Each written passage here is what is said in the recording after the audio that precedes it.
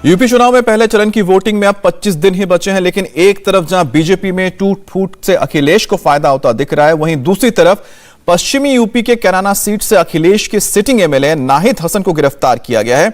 वो भी तब जब वो अपनी उम्मीदवारों के लिए नॉमिनेशन फाइल करने जा रहे थे। सवाल है कि क्या अखिलेश इस उम्मीदवार की गिरफ्तारी से कैराना चुनाव के माहौल में कुछ फर्क आएगा?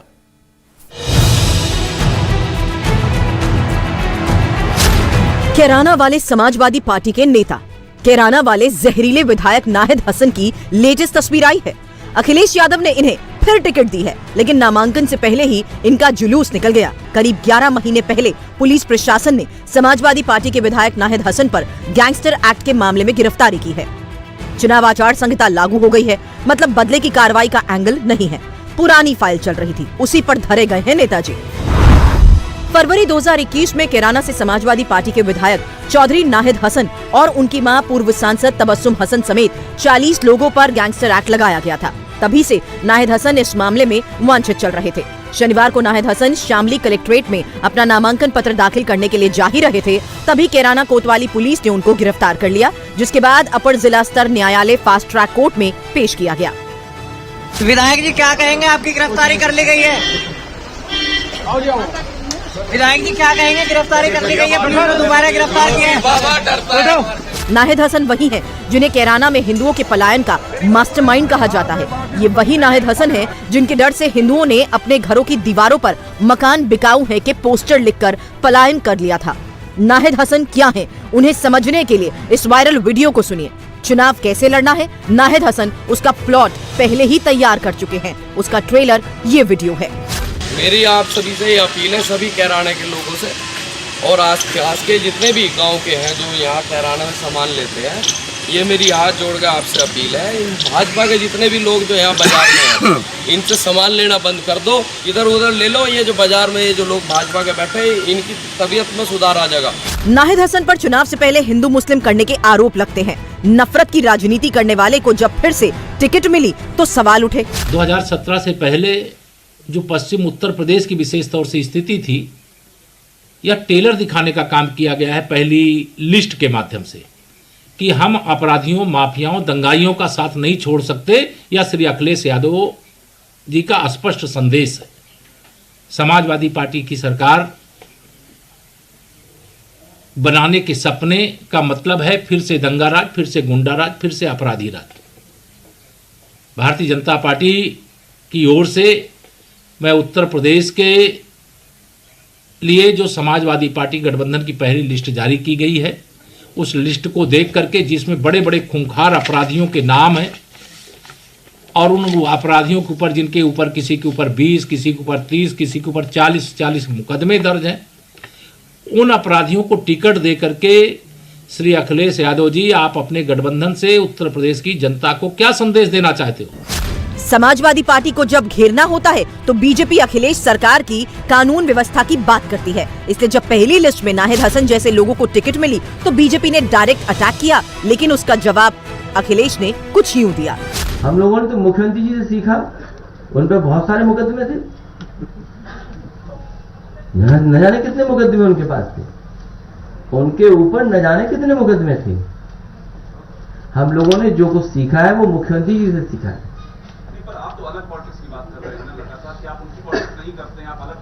तो इसीलिए हम कह रहे हैं कि प्रोग्रेसिव पॉलिटिक्स कर रहे हैं, लोगों को जोड़ने का काम कर रहे हैं। अब किसी क्रिमिनल बैकग्राउंड या फिर भड़काने वाले नेताओं को टिकट देना कैसे प्रोग्रेसिव पॉलिटिक्स है, अखिलेश यादव ही समझते होंगे। लेकिन सच तो ये है कि पब्लिक सब जानती है और समझती है।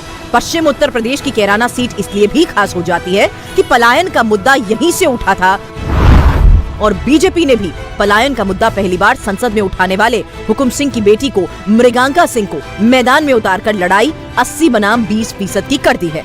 कैराना से इस बार बीएसपी ने राजेंद्र सिंह उपाध्याय को उतारा है। लेकिन इस बार कैराना में क्या होने वाला है? क्या इस बार भी कैराना में हिंदू मुसलमान होगा? क्या नाम हुआ आपका? मोहम्मद आसिफ। आसिफ, क्या तस्वीर है कैराना की?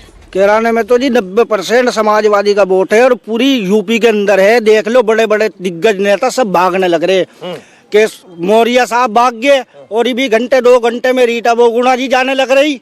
ये मेरा दावा है। ये बताओ क्या कैराना में कानून व्यवस्था सुधरी? कानून व्यवस्था तो सही है, भाईचारा है, हिंदू मुस्लिम सब भाई हैं। जो गुंडे थे वो मर चुके, भाई गुंडे लोग जो थे में सब मर गए। कहानी अपराध है, सब में अपराध है, किसी में ज्यादा हो किसी में कम हो। तो कम हुआ भाजपा राज में? हाँ कम हुआ। तो उसका फायदा मिलेगा कि कोई नहीं मिलेगा? देखो जी, सरकार में बेरोजगारी सबसे ज्यादा हो गई। भाजपा सरकार जब से आई सबसे ज्यादा बेरोजगारी है। अच्छा, बेरोजगारी के मुद्दे पर 200 रुपए लीटर तेल हो गया सरसों का। यहाँ से 25,000 आदमी, कम से कम 20,000 आदमी पानी पर रोज डाउन करता है। क्या नाम हुआ सर आपका? मोहम्मद नवाब। नवाब साहब, तस्वीर क्या लग रही है? समाजवादी पार्टी मैं तो एक चीज पूछना चाहता हूँ, जो ये पलायन मुद्दा है, ये हिंदू मुस्लिम का है या कहीं का है? ये मुद्दा हिंदू मुस्लिम का नहीं है, ये था गुंडागर्दी का मुद्दा। गुंडागर्दी खत्म हो गई, सुकून है। हिंदू मुस्लिम में तो प्यार है यहाँ पे। अच्छा, गुंडागर्दी खत्म हो गई, हिंदू मुस्लिम में प्यार है। इस बात का क्रेडिट देंगे योगी आदित्यनाथ ने कर दिया?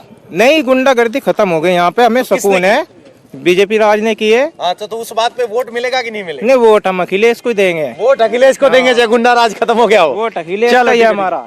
चौधरी साहब, क्या नाम हुआ? शकील। शकील साहब, हम आपसे जानना चाह रहे हैं कि कैराना की तस्वीर क्या लग रही है? क्या वही तस्वीर है?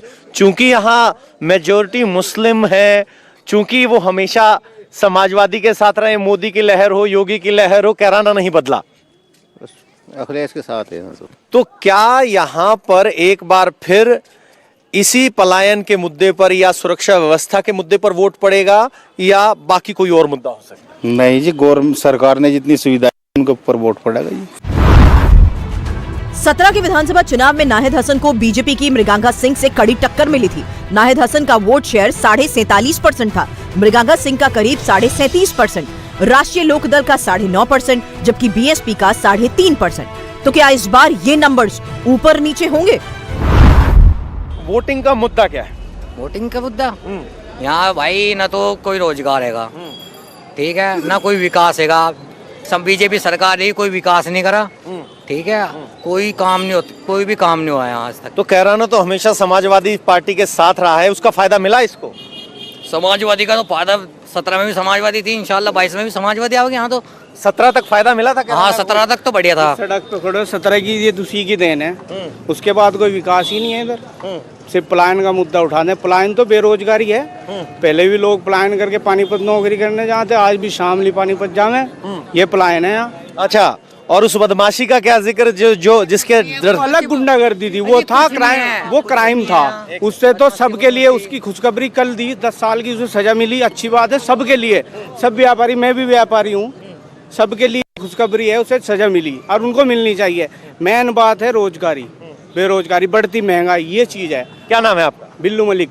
बिल्लू मलिक साहब, तो अब की बार तस्वीर क्या नजर आ रही है यूपी की कैराना से? कैराना से तो विधायक ही होंगे नाहिद हसन, उन्हीं की बनती आई है, और अब क्या बदलाव होगा, यूपी चेंज होगी। यूपी चेंज होगी, तो ये कह रहे हैं कि नाहिद हसन ही रहेंगे, समाजवादी पार्टी का गढ़ है। आइए जरा आगे चलते हैं, बाजार में घूम रहे हैं, जरा बात कर लेते हैं। सर, आपका नाम क्या हुआ? मेरा नाम खुर्शीद अहमद है। खुर्शीद अहमद साहब, कैराना की क्या स्थिति लग रही है? ऐसा है, मैं रिटायर्ड आर्मी हूँ। मुस्लिम जो है 1,40,000 हैं, और बाकी तो इससे 2 लाख 2.5 लाख के आसपास हिंदू बहुल इलाका है। अच्छा, हिंदू बहुल इलाका आप इसको कह रहे हैं। कैराना टाउन में 90% मुस्लिम है। क्या चुनाव हिंदू और मुस्लिम पे ही हो रहा है? देखो साहब, मेरी बात सुनो। हाँ। अगर आप सच पूछना चाहते हो या खाली नहीं, मैं तो सच पूछना चाह रहा हूँ सर, मुझे कौन सा दिक्कत नहीं है। आप कैसे एनालाइज? मेरी बात सुनो, बीइंग ए बीजेपी, जिस तरह से एक चीफ मिनिस्टर और बाकी उप मुख्यमंत्री भाषण देते हैं, उनका तो यही होता है ना कि हम यहाँ पोलराइजेशन कर लें, हिंदू मुस्लिम में बांट दें। अभी 20% 80% का यही मतलब था ना उनका, कि हम 20% मुस्लिम को छोड़ दें और 80% हम ले लें। जब एक सरकार ही आती है कि पोलराइजेशन हो, तो जाहिर सी बात है उसका वोटर तो होगा। सीधा गणित समझे तो इस बार समाजवादी पार्टी और लोकदल साथ हैं।